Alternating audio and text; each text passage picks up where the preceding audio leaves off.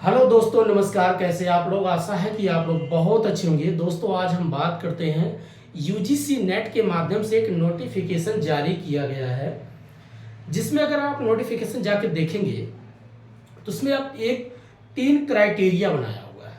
आप सोचेंगे तीन क्राइटेरिया क्या है? जी हाँ, तीन क्राइटेरिया क्राइटेरिया क्या है? पहले आप जब देखते होंगे रिजल्ट आता था, जिस बच्चे का अगर परसेंटेज अच्छा था, सबसे अच्छा 60%, 80%, तो जेआरएफ बन जाता था। जिसका 45, 50, 55 के बीच कभी काल सब्जेक्ट वाइज होता था, वो नेट क्वालिफाई होता था। और जिसका बिल्कुल कुछ नहीं आता था, ना नेट में जा रहा, तो जेआरएफ में क्या था, वो फेल हो जाता था। अब क्या कर दिया गया है, इसने जो तीन बनाया क्या हुआ है, एक नेट का, एक जेआरएफ का, और तीसरा बनाया है कि जो बच्चा देखते होंगे कि सब्जेक्ट जो होता था, सबका अलग अलग सब्जेक्ट होता था, कितना पासिंग मार्क्स पे जाता था, लेकिन उसमें सिलेबस में लिखा है पेपर 1 में 40%, पेपर 2 में भी 40%। अगर आपने पास किए हो तो वो नंबर क्या करता है, उसको जोड़ा गया एक अलग एक प्रकार से क्राइटेरिया में रखा गया है। लेकिन वो क्यों रखा गया, उसका क्या फ़ायदा?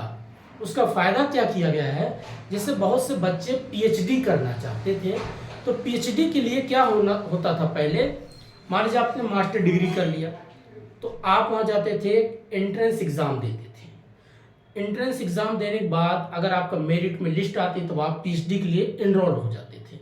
अब क्या कर दिया गया है, ये जो तीसरा क्राइटेरिया का आपका पासिंग मार्क नंबर जो है, ये क्या करेगा, आपको एंट्रेंस एग्ज़ाम नहीं देना होगा। क्या करना होगा, सिर्फ डायरेक्ट आप इंटरव्यू देंगे। ठीक है दोस्तों, यही तीसरा वाला सबसे ज़्यादा इसका फ़ायदा दिखा रहा है। अब इससे क्या हुआ, इससे फ़ायदा यही हुआ, चलो हम मेरे पास नेट नहीं है, जेआरएफ नहीं है, तो कम से कम मैं पीएचडी के योग तो इसलिए बन गया कि मेरा एक सब्जेक्ट जो होते थे पेपर 1, पेपर 2 में मैं पास हूँ, उस पास होने के नंबर की वजह से आज मैं पीएचडी में एनरोल्ड हो रहा हूँ। और वो भी क्या कि मुझे अब एंट्रेंस एग्ज़ाम नहीं देना होगा, सिर्फ डायरेक्ट इंटरव्यू देना होगा।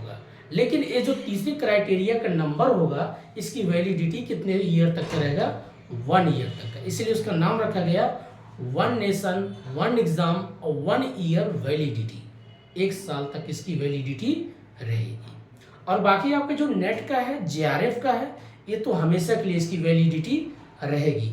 अब मान लीजिए नेट वाले हैं तो भी जाके डायरेक्ट क्या करेगा, एंट्रेंस एग्ज़ाम नहीं देना, सिर्फ डायरेक्ट इंटरव्यू देना होगा। जेआरएफ वाला भी डायरेक्ट क्या करेगा, एंट्रेंस एग्ज़ाम नहीं देना है, इंटरव्यू देगा। और तीसरी क्राइटेरिया जो हमने बातें किया कि उसका अगर पासिंग मार्क नंबर है तो उसी नंबर के आधार पर क्या करेगा, एंट्रेंस एग्ज़ाम नहीं देना होगा, डायरेक्ट इंटरव्यू देगा। और जो इंटरव्यू का जो भी नंबर 30% रखा जाता है, वही आपको फेस करना होगा। ठीक है दोस्तों, इतना ही है। और आप लोग इस वक्त प्रेजेंट टाइम में 2024 से जो ये नियम लागू हो रहा है, इसको आप बढ़िया से पढ़िएगा, उस नोटिफिकेशन को देखिएगा, और अपने आने वाले फ्यूचर के लिए आप बढ़िया जेआरएफ निकालिए। नेट को छोड़ो, सिर्फ ओनली जेआरएफ निकालो। तो तब तक के लिए नमस्कार, जय हिंद।